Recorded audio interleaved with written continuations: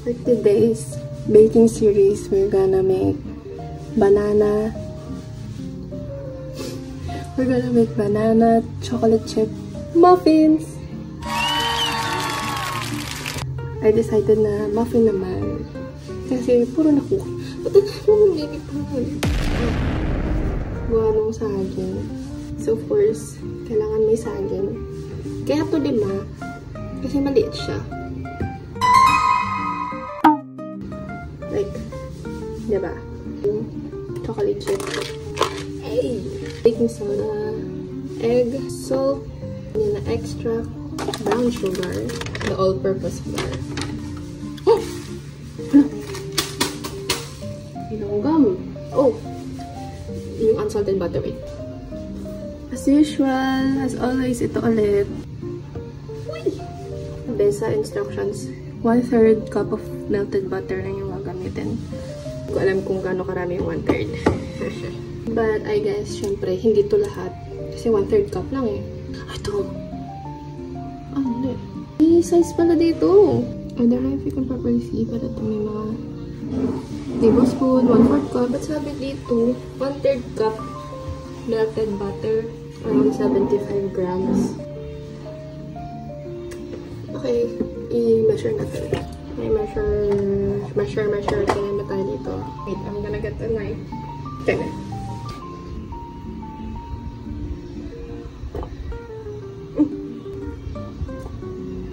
Okay.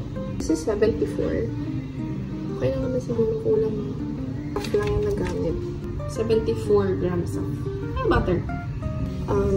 Pwede ba ito i-microwave? Para hindi ko na siya yun sa pan. Wait, I'm gonna search. Okay, so there are glasses na pwedeng microwave. But, I'm not sure if this one is allowed. So, old school tayo. Bubuksan ko yung kalandan. Inalot ko siya. Next, imamash yung mga bananas. 5 bananas. Sheesh! Ang liit! Liit eh.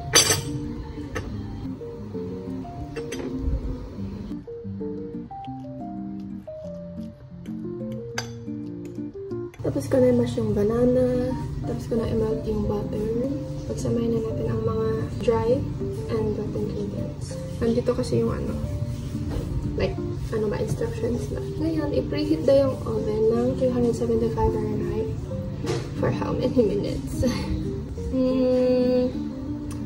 Okay, painitin na natin yung air fryer. And then, meron din ditong oven toaster. Hindi pala to microwave. Kanina ko pa sinasabi na microwave na. Oven toaster pala to. What if i-preheat ko na rin kaya to? Or, mag-air fryer na lang ako. Gusto ko matry dito eh, kasi cute liners here. So, I could put this in the oven toaster. I molded din ako dito. This one. I think this is microwave safe naman. Preheat ko na rin kaya to. What do you think? Search ko lang kung pwede sa oven toaster. Okay, so I checked Google, pwede naman daw sa oven toaster. So ito kasi, bagong bili lang siya kahapon. Maliit lang siya, but still pwede mo. Preheat na rin natin siya. This thing. Oh! First dry. 1 and 1/2 cup.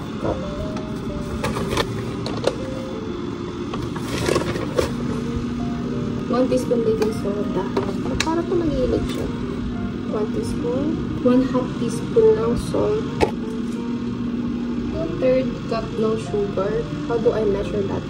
2/3 cup. How do I measure that? So, unfortunately, I don't know my maths. Pero, sabi sa Google, oh, it's already done. Isang 1/2 cup ng sugar. And then, 1 tablespoon. Naka brown sugar yung here. So, nabuo-buo lang siya. Kasi nasa ba? No. Buo po siya. So, gamitin natin yung granulated na lang. Washed, backwashed. 1 cup semi-sweet chocolate chips. 1 cup. Dami naman. 1 cup lang. That's it for the dry ingredients. Doon tayo sa wet ingredients. Mashed bananas. Add the egg. Melted butter. Oh, vanilla extract. 1 teaspoon. Mix this.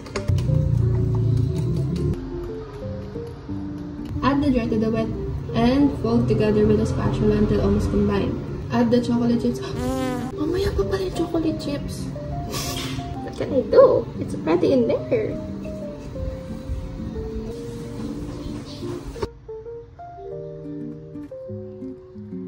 Kunti niya pala, pero pwede naman gumawa ulit sa sunod. Gagamitin ko tong kutsarang to sa pag-scoop.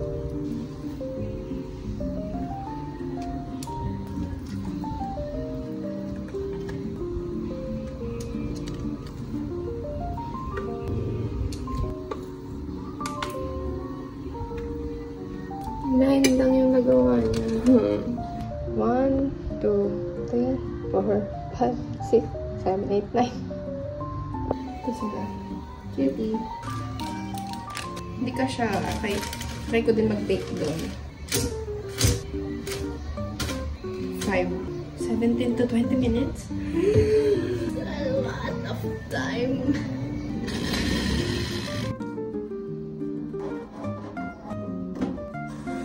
And now, let's make. Yo. Yun ang epic fail ko to. Dito pa nangyari. The heck? Nanay na nga lang yung nagawa, kanya pa nangyari. Never again. I honestly don't know what to do with this.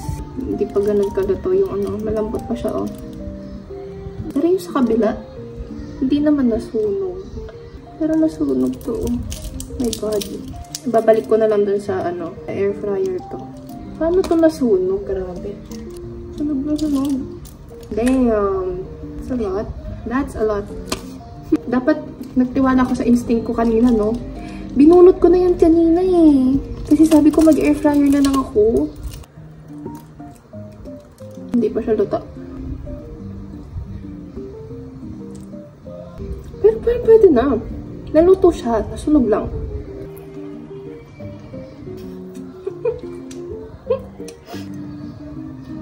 Next time siguro. Pero wala nang next time eh.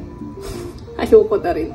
Pero if ever, kasi ito kasi, unlike dun sa air fryer, yung air fryer, natutugma mo yung heat eh. Like kung ilang Celsius or ilang Fahrenheit. Dito kasi wala kang choice. I guess, yun din yung mali ko. Dapat pala nag-5 muna ako. Kasi pwede ko naman siyang another 5 minutes if ever hindi pa luto yung gitna eh. Anyways, that's life. Hindi talaga natin makukuha lahat ng in one try agad. Buti na lang, sinunod ko din yung instinct ko na parang may mali. Parang may sunog. Because guys, look. Lesson learned, wag mag-bake sa oven toaster. Sabay-sabay natin tong hayan. Ang banana chocolate muffins.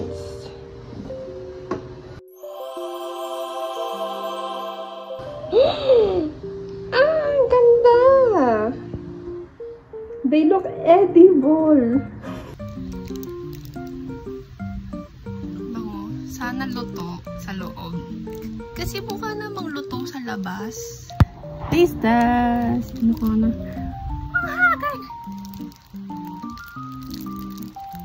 Oh, luto ka, Day. I did it.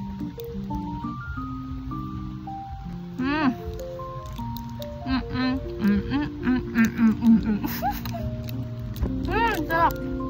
Pero okay din na crunchy yung chocolate chips. Kasi nagkaroon siya ng texture. Sarap. Right. Yun o. Nagawa ko siya, guys. And moist siya yung loob. hindi siya overly cooked. So, yeah.